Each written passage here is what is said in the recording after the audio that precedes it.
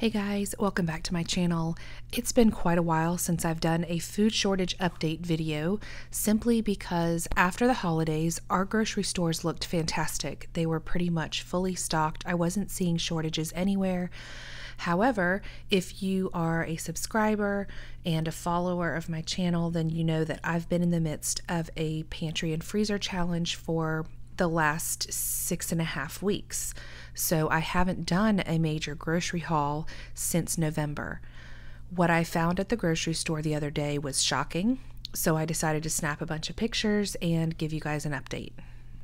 As some of you know, I am in the Midlands of South Carolina, and this is our Walmart.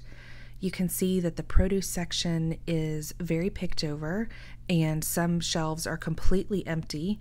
This picture is probably one of the fullest that I took.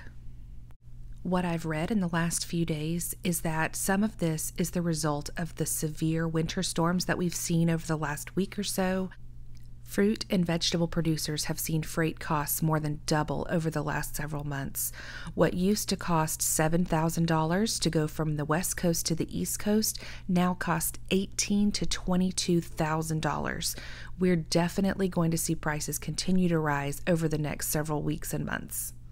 U.S. plants have also been hit hard by COVID absences over the last month. As you know, we've seen another huge spike since Omicron. I feel like just about everyone I know has had COVID in the last couple of weeks. Even people like my family who have avoided it almost 2 years have suddenly all contracted it in the last several weeks.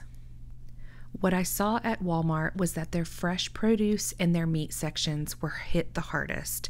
You can see here that the ground beef shelves are almost completely bare. The day that I took these pictures, we were anticipating potential ice and snow over the next 48 hours. I found it really funny that the fresh cookie dough was one of the areas that was almost bare. I guess if you're going to be stuck at home in inclement weather, it wouldn't hurt to have some cookie dough in the fridge. The refrigerated biscuit and crescent dough was also almost gone. I went down every aisle of the grocery section at Walmart, and the pasta was really the only place where I saw some pretty big gaps. Canned vegetables, fruit, canned beans, soups, all of those areas looked completely normal. If you've seen any of my other food shortage videos, you know that this particular freezer at our Walmart has been completely empty for months. I would say at least 3 or 4 months, maybe longer, with the exception of those tater tots that you see in the bottom right corner. Somehow they've always got tater tots, but we haven't seen hash browns or other forms of frozen potatoes such as French fries in probably almost 6 months. These are more produce bins. This is where the fresh tomatoes normally would be. You can see there are 3 packages of cherry tomatoes left. This is where the onions and potatoes were.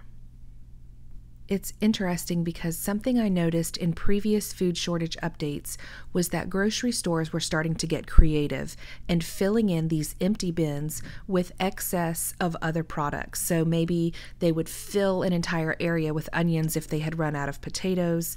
But today, there was nothing. It was like they had nothing to fill in any gaps. The produce was so bare. I've never seen anything like it. Moving on to Aldi. What I found at Aldi was pretty shocking as well. So this is the bagel and tortilla section, and it didn't look too bad. But check out the bread section. Completely empty. Not a single loaf of bread.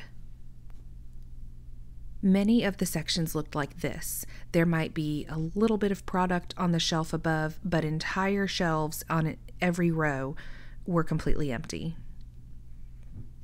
This was the paper towel and toilet paper section. This picture is what I found most shocking. This was their fresh meat section. Not only was it completely empty, but they put these covers over the shelves so that you couldn't even see in. I wasn't sure what the point of that was, but I can only imagine it means they aren't expecting to be restocked anytime soon. Most of their processed meats, such as sausages, kielbasa, ground sausage, bacon, was all completely gone. I'm not exactly sure what's behind the cream cheese shortage, but I haven't seen cream cheese anywhere that I've gone. Aldi was out, Walmart was out. I had a friend tell me she couldn't find any at Kroger, and I was reading an article that mentioned the cream cheese shortage. Most of the refrigerated juices were also gone. You can see that there is some refrigerated coffee and orange juice left on these shelves. The dairy industry has definitely been hit hard over the last 6 months. If you've seen any of my previous videos, you know I've had a very hard time finding heavy cream, and now I've noticed that a lot of places aren't even carrying half and half. You can see here that their frozen meat section was pretty empty as well. And I've never seen their frozen vegetable section quite this empty before.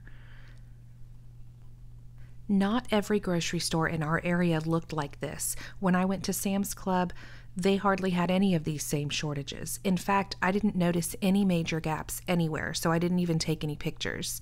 Let me know in the comments below how grocery stores are looking in your area and what are you doing to prepare. Seed starting season is upon us, and I am already in the throes of planting our summer garden, and you better believe we have expanded this year, and I'll be planting a whole lot more than last year.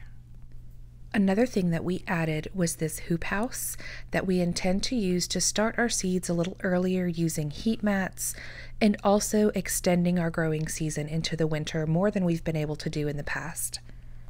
I hope you're all staying healthy and safe and doing whatever you need to do to make sure your family is prepared for the year ahead. Thanks for watching.